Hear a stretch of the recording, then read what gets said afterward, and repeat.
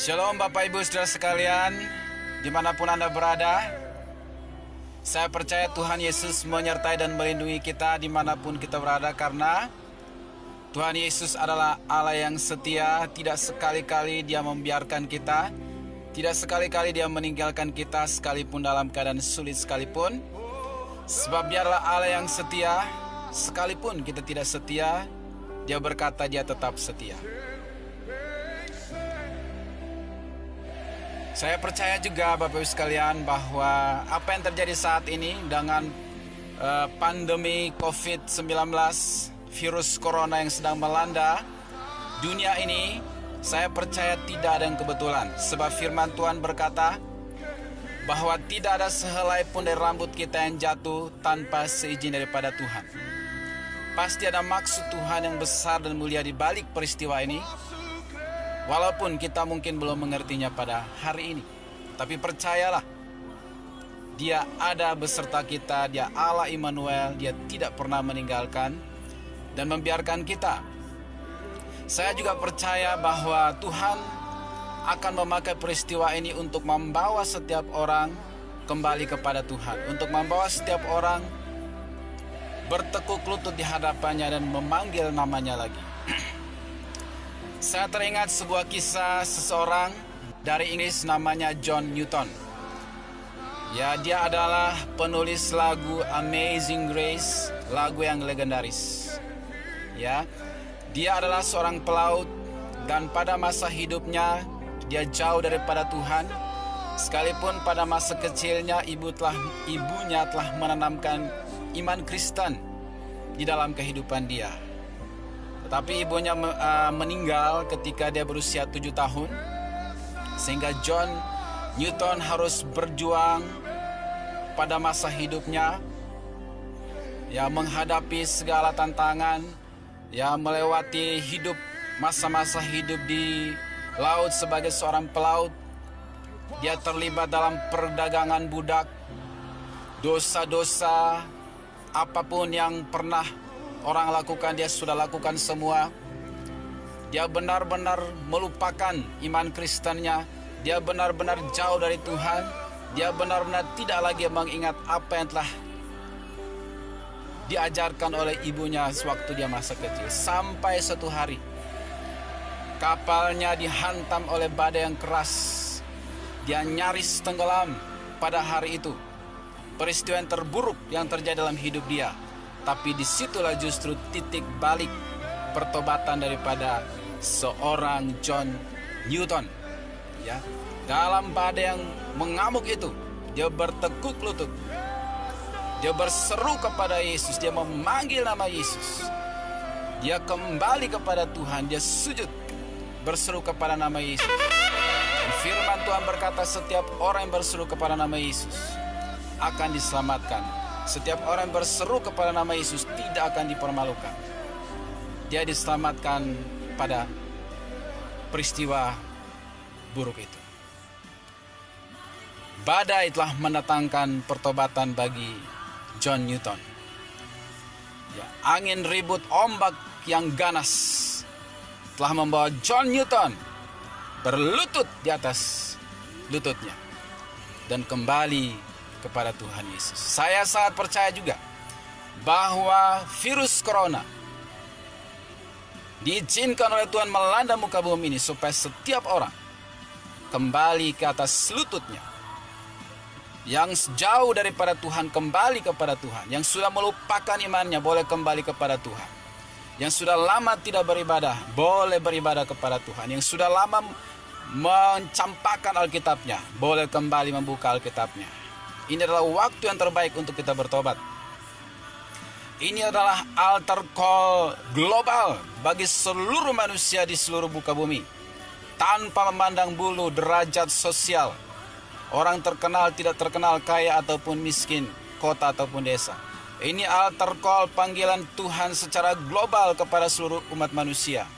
Supaya bertobatlah, karena kerajaan Allah sudah dekat. Kalau kita masih hidup hari ini, itu adalah supaya kita bertobat, supaya kita mempersembahkan hati kita dan hidup kita kepada Tuhan. Kisah selanjutnya daripada John Newton. Ya, beberapa waktu kemudian dia meninggalkan kehidupannya sebagai pelaut. Ya, kemudian dia bertemu dengan seorang yang namanya George Whitefield. Kemudian dia dibimbing secara iman dan rohani sehingga dia semakin teguh dan kuat dalam Tuhan. Ya, John Newton hidup pada abad ke-17. Kemudian dia juga bertemu dan mengagumi seorang hamba Tuhan yang dipakai Tuhan luar biasa pada waktu itu, yaitu John Wesley, pendiri Metodis. Ya, dan kemudian dia dipakai Tuhan untuk melayani Tuhan, berkhotbah, dan juga menulis lagu-lagu himne Kristen yang luar biasa. Dan salah satu yang legendaris itu adalah Amazing Grace. Ya, saya akan nyanyikan lagu ini kepada kita, kemudian kita akan berdoa bersama-sama. Amazing grace, how sweet the sound that saved a wretch like me. I once was lost, but now I'm found. Was blind, but now I see. Amazing grace, how sweet the sound that saved a wretch like me. I once was lost, but now I'm found. Was blind, but now I see. Bagi saudara yang belum pernah mengundang Yesus dalam hati, ini adalah waktu terbaik bagi saudara. Ada dua jenis pertobatan. Yang pertama adalah pertobatan untuk menerima keselamatan, itu sekali seumur hidup. Bagi saudara yang sudah pernah mengundang Yesus dalam hati, itu adalah dasar fondasi iman saudara. Tetapi ada jenis pertobatan yang kedua, itu pertobatan sikap hati, yang harus kita lakukan setiap hari walaupun kita sudah diselamatkan. Karena itu bagi saudara yang belum pernah menerima Yesus dalam hati saudara, saudara boleh ikuti doa saya. Tuhan Yesus, aku mengucap syukur untuk masa sukar yang Tuhan izinkan terjadi di muka bumi ini. Ini adalah panggilan global Tuhan bagiku.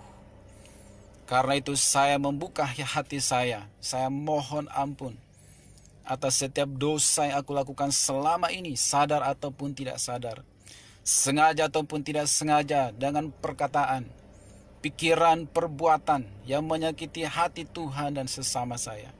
Ampunilah aku Tuhan, sucikanlah aku dengan darah-Mu, layakkanlah aku di hadapan-Mu ya Tuhan. Dan aku mengundang Tuhan Yesus untuk masuk dan tinggal dalam hati saya, membaharui hidup saya. Aku yang terhilang biarlah ditemukan oleh Yesus. Aku yang buta iman, biarlah Tuhan membuka mata rohaniku. Selamatkanlah aku ya Tuhan Yesus. Ke dalam tangan-Mu aku menyerahkan seluruh kehidupan-Mu. Jadilah padaku seperti yang Kau kehendaki. Dalam nama Yesus. Haleluya. Demikian juga bagi saudara yang sudah pernah mengundang Yesus dalam hati. Ya, Tuhan ingin supaya setiap hari kita melakukan pertobatan sikap hati. Mungkin kita salah berbicara atau telah menyakiti hati seseorang sengaja ataupun tidak sengaja. Pada siangnya, malam sebelum kita tidur, biarlah kita mohon ampun kepada Tuhan. Apapun yang telah kita lakukan, setiap hari kesalahan, kegagalan, kelalaian kita, malam kita evaluasi diri kita. Kita saat teduh kita merenung. Kita minta ampun kepada Tuhan setiap hari. Firman Tuhan katakan, berjaga-jaga dan berdoalah senantiasa supaya kamu jangan jatuh dalam pencobaan. Doa saya menyertai saudara sekalian. God bless you. Tetap berdiri teguh dalam Tuhan. Ya, Tuhan mengasihi saudara. Tuhan mengizinkan setiap kesulitan untuk bawa kita kembali kepada Dia. Di balik kesulitan ada berkat, di balik salib ada kemuliaan, di balik setiap tantangan ada peluang yang Tuhan sediakan bagi kita. Selamat sore, Tuhan Yesus memberkati kita semua. Haleluya. Amin.